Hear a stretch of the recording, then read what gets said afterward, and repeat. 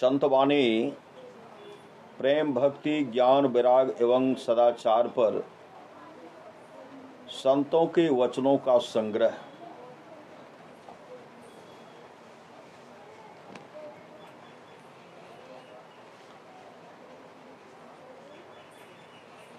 मुक्त रहना,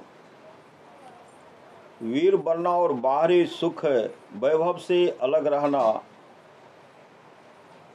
ईश्वर को पाने के लिए पशु वृत्तियों की गुलामी छोड़ देना, यह सच्चे संत का स्वभाव है। इस उत्तम स्वभाव से संसार की मित्रता को छोड़कर ईश्वर से स्नेह जोड़ने की शक्ति आती है। जिनकी सदा ईश्वर की ओर दृष्टि है और जो संसार से विरक्त हैं वही संत है। जो दुराचारियों का अत्याचारों से कभी जरा भी व्यथित नहीं होते वे ही महापुरुष हैं। जो दुराचारियों के अत्याचारों से कभी जरा भी व्यथित नहीं होते वे ही महापुरुष हैं। परमेश्वर के नाम पर लोगों को अपनी ओर घसीटने वाले धर्म ध्वजी बहुत से हैं, उनसे बचकर रहना। एक ईश्वर प्रेमी के लिए सभी स्थल मंदिर है। एक ईश्वर प्रेमी के लिए सभी स्थल मंदिर है। सभी दिन पूजा के दिन है। सभी दिन जो है सभी दिन पूजा के दिन है।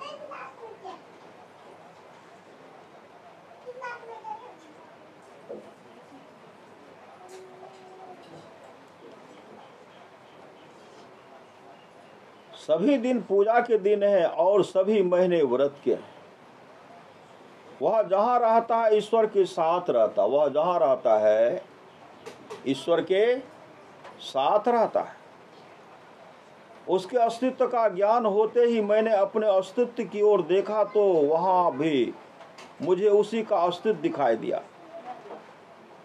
प्रभु अपने प्रेमियों को ऐसी जगह रखता है।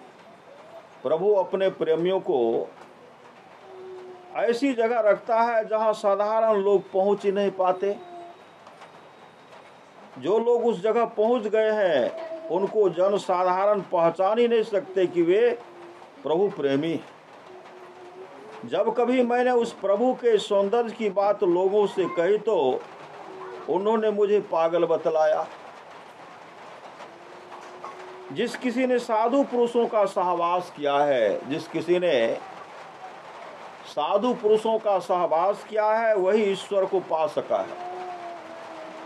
हे प्रभु, तुम जब मेरा सदा स्मरण रखते हो तो मेरे लिए आखिरी सांस तक के हर एक सांस के साथ तुम्हारा नाम रहे। मन भी सदा तुम्हारे स्मरण में लगा रहे और तन और जीवन भी तुम्हारा अनुसरण करते रहे। तन और जीवन भी तुम्हारा अनुसरण करते रहे। हे प्रभु, तुमने मुझे अपने लिए ही रचा है। तुमने मुझे अपने लिए ही रचा है और तुम्हारे लिए ही मैं जन्मा हूं। कृपा कर अपनी रची हुई किसी भी वस्तु के प्रति मेरे मन में मोह न उत्पन्न होने देना।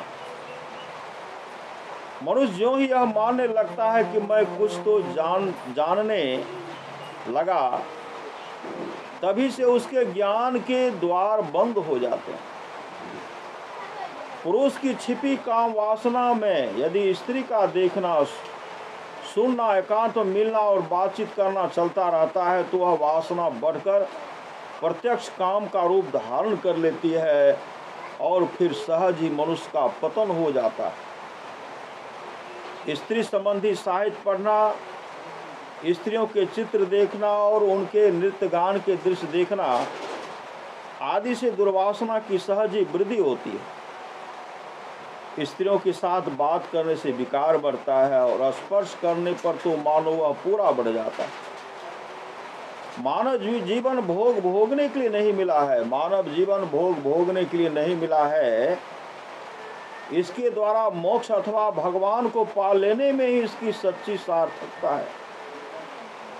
साधुओं का समागम करने से प्रभु प्रेम रूपी सुंदर बादल उमरेंगे और उनसे ईश्वर अनुग्रह का स्वच्छ जल बरसेगा।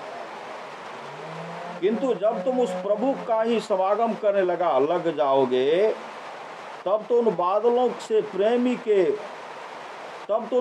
के प्रेम के अमृत की वर्षा होने लगी। तब तो उन बादलों से प्रेम के अमृत की वर्षा होने लगेगी। जो ईश्वर की ओर जाता है उसे वह कुछ ऐसी वस्तु दे देता है जिससे उसका अपना सब कुछ चला जाता है और उसके बदले में भजन भाव, उपासना, प्रार्थना आदि दैवी पदार्थ प्रभु की ओर से मिलते रहते हैं। स्वयं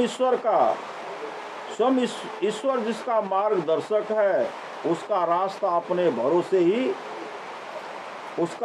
अपने भरोसे ही चलने वाले के रास्ते से कहीं अधिक सुगम और छोटा है, क्योंकि ईश्वर अपने आश्रित को दिव्य दृष्टि प्रदान करता है,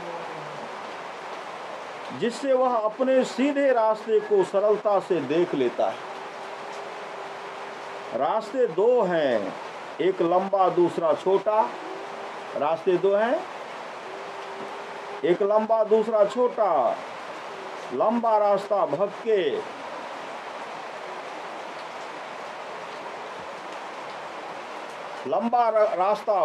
के पास से शुरू होकर भगवान के पास जाता है, और छोटा रास्ता भगवान के पास से शुरू होकर भक्त के पास आता है। किए बिना मिलने का नहीं, जैसा करता है वैसा मिलता है। पहले किया है वैसा अब मिल रहा है, और अब जैसा करोगे वैसा आगे मिलेगा। कुटुंब पालन और विषय भोग तो पशु पक्षी भी करते हैं। कुटुंब पालन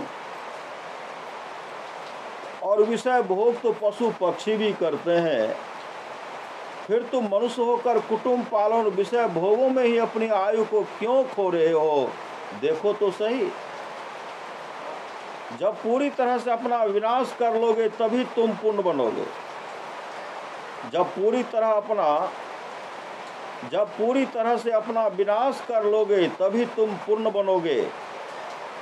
स्वर्ग और मृत्यु लोक के सारे जीवन में किए हुए धर्मानुष्ठानों की अपेक्षा पल भर का पवित्र प्रभु समागम कहीं श्रेष्ठ।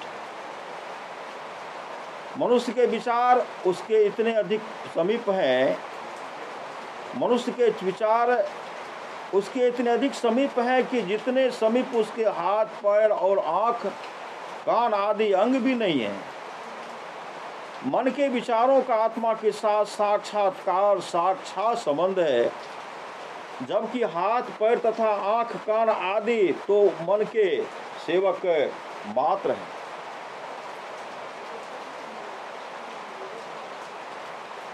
ईश्वर के प्रेमियों के लिए है उसका स्नेह और पापियों के लिए है उसकी दया। ईश्वर के प्रेमियों के लिए है उसका स्नेह और पापियों के लिए है उसकी दया। जागो, उठो और लग जाओ। ऐसा अवसर फिर जल्दी नहीं आएगा। ईश्वर का भजन करो, अपने पास कुछ हो तो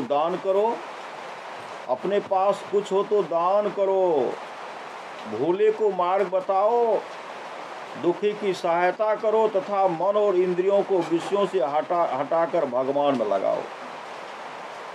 माता पिता की आज्ञा का पालन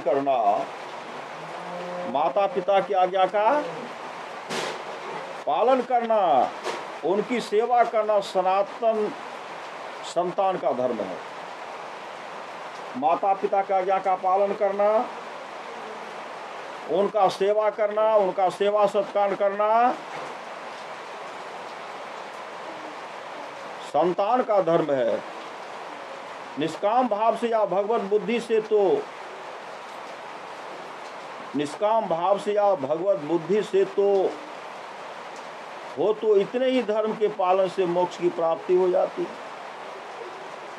माता पिता की आज्ञा का पालन करना, उनकी सेवा करना संतान का धर्म है। निष्काम भाव से या भगवत बुद्धि से हो तो इतने ही धर्म के पालन से मोक्ष की प्राप्ति हो जाती है। पल भर का ईश्वर का सहवास हजारों वर्षों की साधना से कहीं अधिक उत्तम है। साधुओं का बाना तो बहुत पहन लेते हैं, परंतु ईश्वर तो चाहता है मन की शुद्धि और व्यवहार की सात्विकता का बाना। ऐसे लोगों की ही संगति करना जो ज्ञानाग्नि से शुद्ध होकर प्रभु के ममता रूपी अमृत सागर में डूबे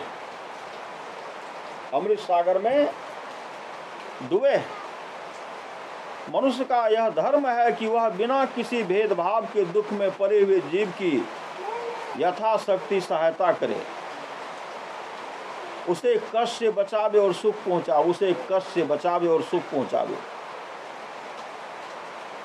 जो श्रोता प्रभु प्रेमी बनकर जिस किसी ओर देखोगे,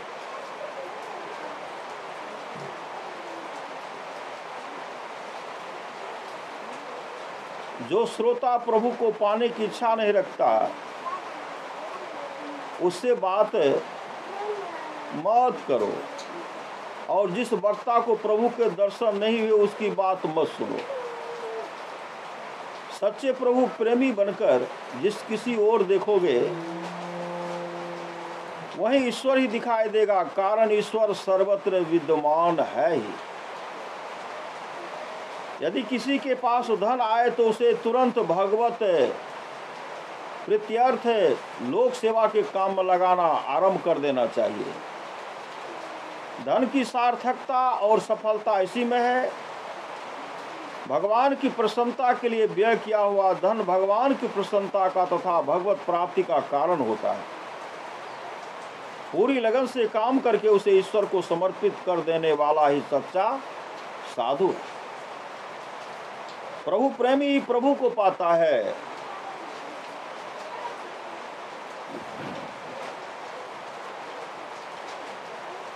प्रभु प्रेमी प्रभु को पाता है,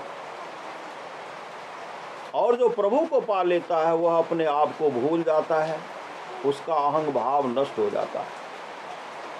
कोचियों का पंडित धर्म का उपदेश दूसरों को सुनाने में ही लगे रहते हैं, किंतु सच्चे साधु अपने आप को सुनाते हैं और स्वयं उस पर आचरण करते हैं।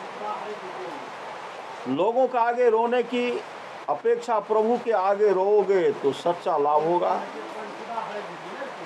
तुमने उसे कहाँ देखा जहां मैं खुद खो गया? तुमने उसे कहाँ देखा जहां मैं खुद खो गया?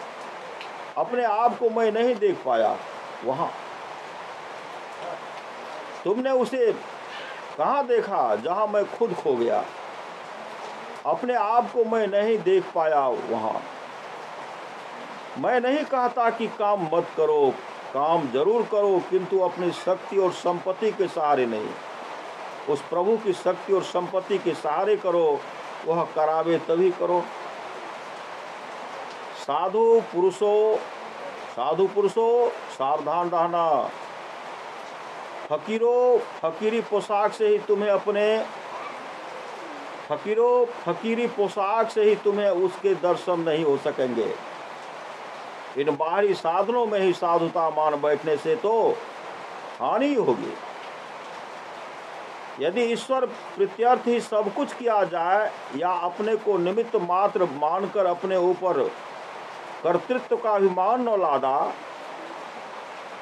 अभिमान न लादा जाए तो कोई भी कर्म मनुष्य को बांध नहीं सकता। कोई भी कर्म मनुष्य को बांध नहीं सकता। क्या करने से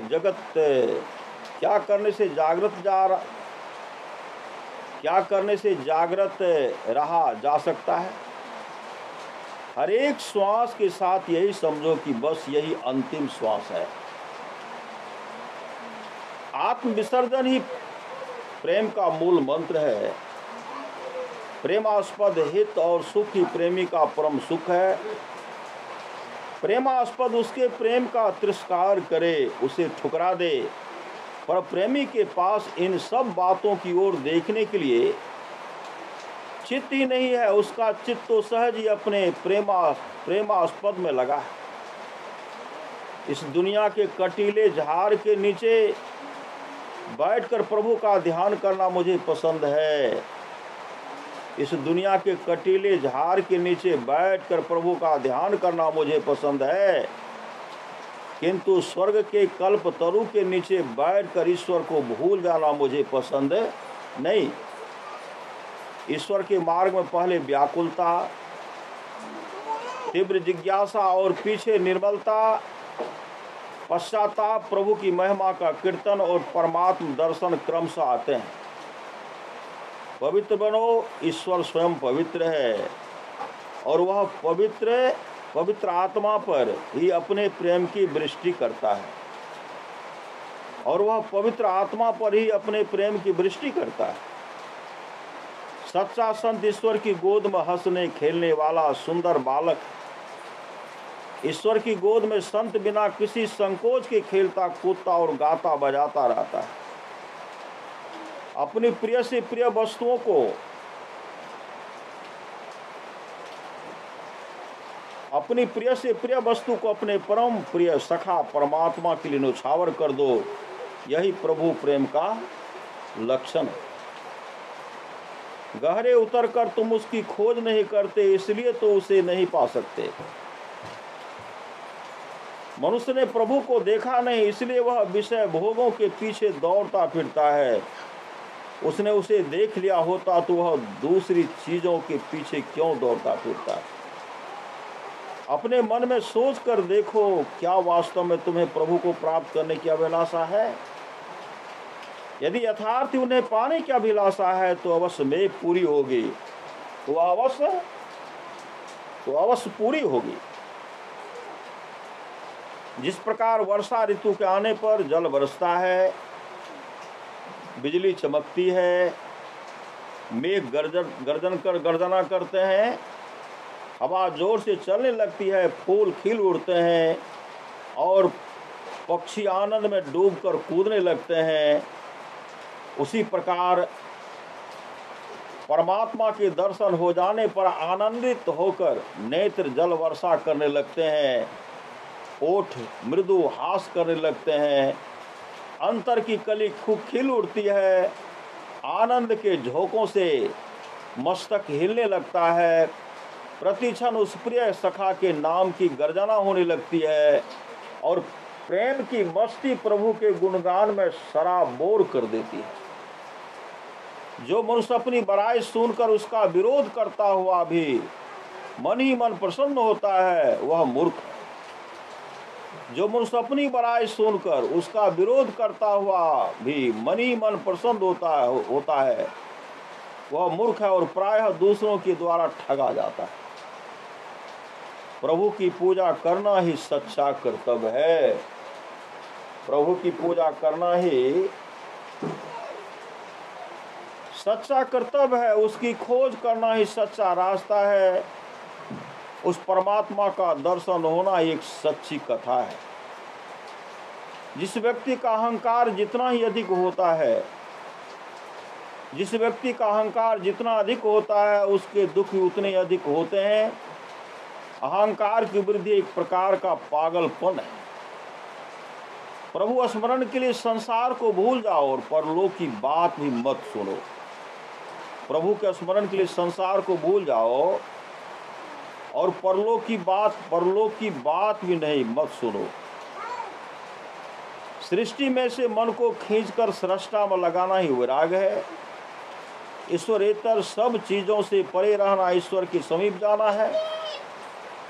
सृष्टि और सृष्टा तथा विधान और विधाता को एक समझने में ही पूर्णता है। लोक कल्याण को अपने कल्याण से अधिक मानना ही सच्ची साधुता, महत्ता और उदारता है। जिस लोक कल्याण में अभिमान का फूट है, वह तो मोह है, त्याज है।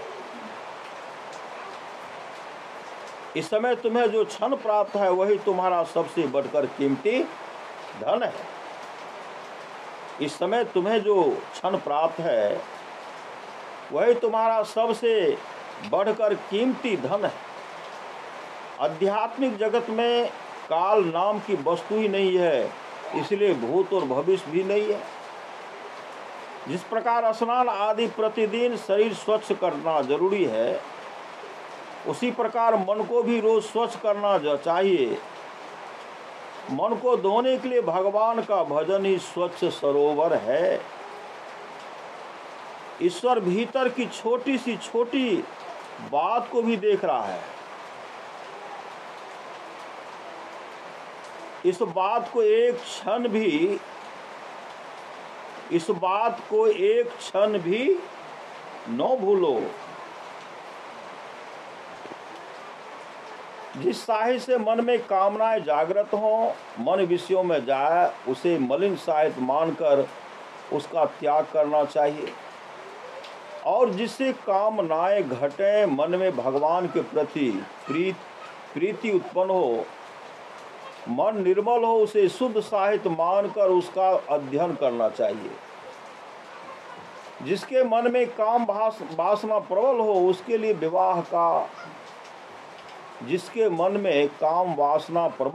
उसके लिए विवाह कर लेना ही उचित है। ऐसा करने से वह दूसरे पापों और संकटों से बच जाता है।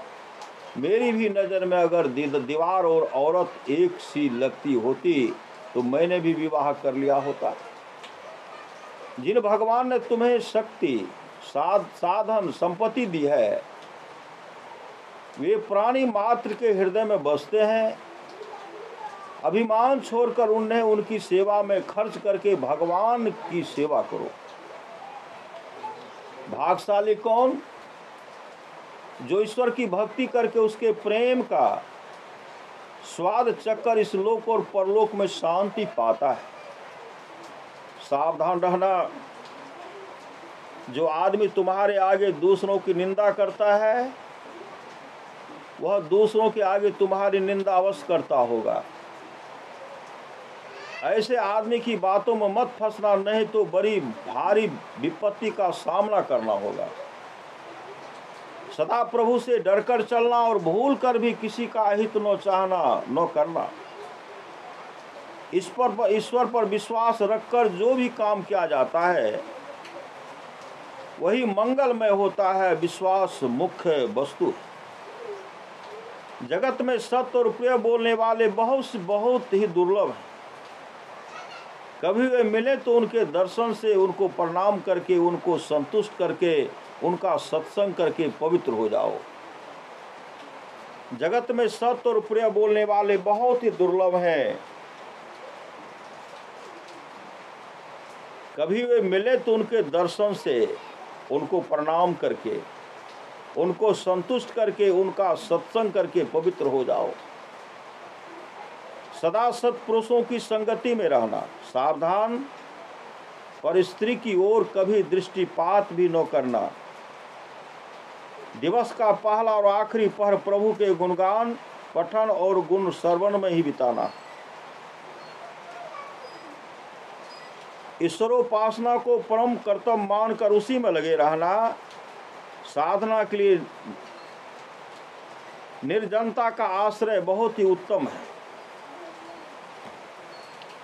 सब बातों को छोड़कर अपने एकमात्र परम मित्र परमात्मा में लीन होना ही योग की ऊंची अवस्था है। जो वस्तु, जो स्थिति तुम्हें ईश्वर से दूर रखती है, उससे तुम स्वयं दूर रहो, यही निवृत्ति है। सांसारिक संपत्ति छोड़कर परमात्मा में समाई हुई सच्ची शांति पाना ही सच्चा विराग है। अध्यात्म ज्ञान की प्राप्ति करना ही सच्चा विलास है। मन में जो कामनाएं उठें, उन्हें मन में ही लीन कर दो। सुख के लिए कभी कामना मत करो। सुख के लिए कभी कामना मत करो। कामना न करने से यथार्थ सुख का अनुभव होगा। जिसकी दृष्टि में जन्म मरण है, जिसकी दृष्टि में जन्म और मरण समान है, वही सच्चा साधु। लोगों की नज़र में जिसका दर्जा ऊंचा हो गया है, समझ लो वह बहुत ही हल्का मनुष्य है। जिस प्रभु प्रेमी को दुनिया के लोग नाचीज, पागल और बेसमझ समझते हैं, वह सबसे ऊंचा है। दुनियावी तराजू से यह तराजू न्यारा है। जो मनुष्य विपत्ति में भी अपने ऊपर ईश्वर की कृपा को देख सकता है, वह कभी मृत्यु कष्ट के अधीन नहीं हो सकता। जो मनुष्य विपत्ति में भी अपने ऊपर ईश्वर की कृपा को देख सकता, वह कभी मृत्यु कष्ट के अधीन नहीं हो सकता। ईश्वर की सेवा से शरीर में और श्रद्धा से प्राणों में ज्योति प्रकट होती है। जो कुछ भी तुम्हारा है उसका त्याग करो और वह जैसी आज्ञा दे उसका पालन करो।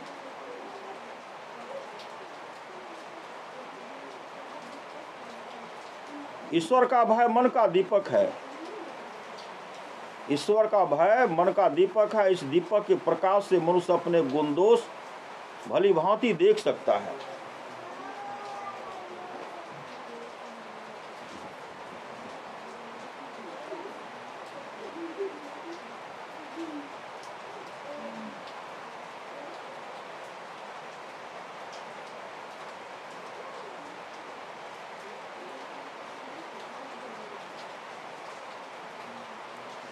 दूसरों से लेने की अपेक्षा देने में जिसे अधिक सुख हो, दूसरों से लेने की अपेक्षा देने में जिसे अधिक सुख नहीं मालूम होता, वह सच्चा संत नहीं हो सकता। दुनिया में घूमना बहुत आसान है, पर उनमें से निकलना उतना ही मुश्किल है। ईश्वर के प्रति नम्र होना, उसकी आज्ञा के मुताबिक चलना,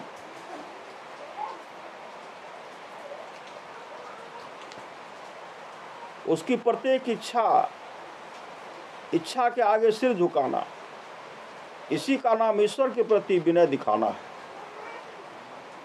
प्रभु पर निर्भय और उस पर अधीन रहने वाला वास्तव में वही है जिसने ईश्वर का दृढ़ आश्रय लिया है और जो किसी भी बात का उसे दोष नहीं देता। एक ईश्वर की प्राप्ति के लिए जिसके मन में वैराग उपजा, एक ईश्वर की प्राप्ति के लिए ही जिसके मन में वैराग उपजा हो, वही सच्चा वैरागी है। स्वर्ग के लोभ से जो वैरागी बना हो, वह तो असली वैरागी नहीं है। अपने पास बहुत से नौकर चाकर और भोगों के समान देखकर एक अज्ञानी ही फूला नहीं समाता। जिसने अपना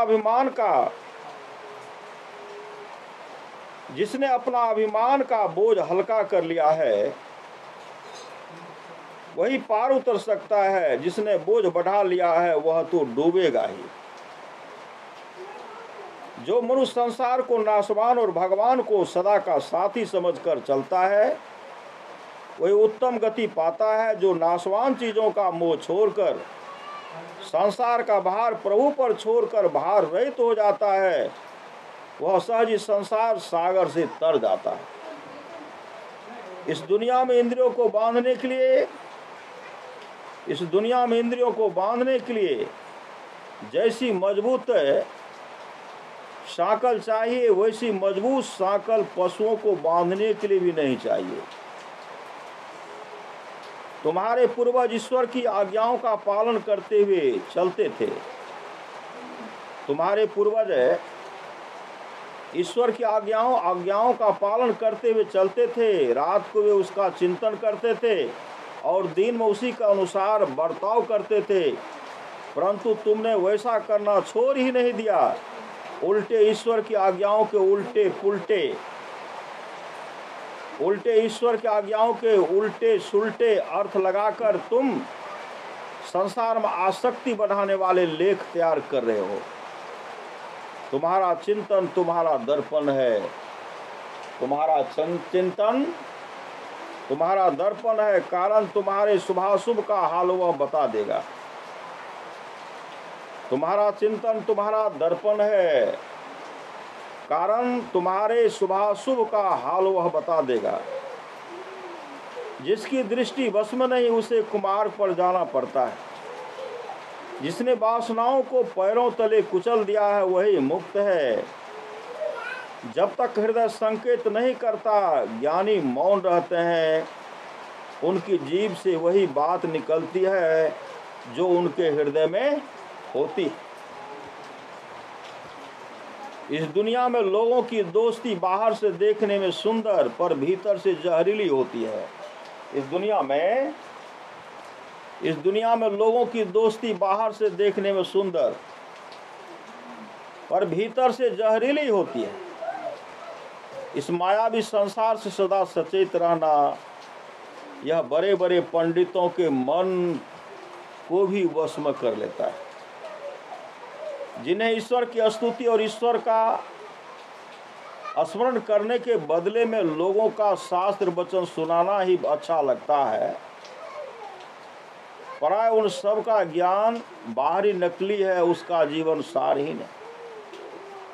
अपने से छोटे और अधीन को सुधारने के लिए भूल हो तो उसे मीठे वचनों से एकांत में उसकी भूल समझा दो, किंतु तिरस्कार तकरार न करो।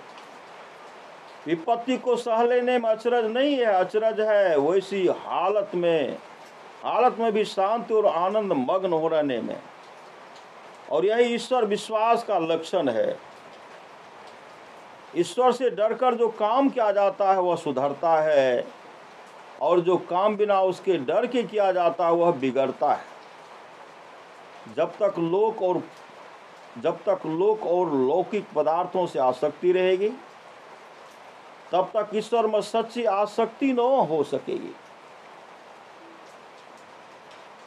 जिसकी जीभ सत्य और हितकर वाणी बोलती है वही वास्तविक वक्ता है। मनुष्य प्रभु प्रेम की बातें करवाता है। प्रभु की लज्जा उसे असत्य बोलने में मौन रखती है, और प्रभु का भय उसे पाप करने से बचाता है। दानादि सत्कर्मों को करते समय होने वाली अपनी प्रशंसा की ओर कान भी न दो। वह प्रशंसा तुम्हारी नहीं, उस ईश्वर की महिमा है।